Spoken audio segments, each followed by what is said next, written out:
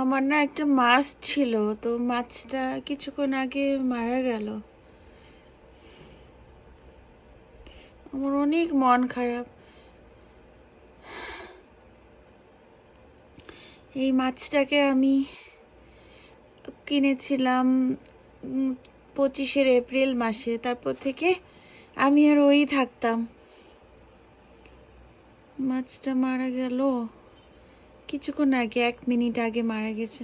আমি পানি চেঞ্জ করতে গেছি, তখন দেখি যে মাছটার আসলে বেশি ঠান্ডা পানি দিয়ে ফেলছিলাম মনে হয়। আরে আমি কার সাথে কথা বলবো?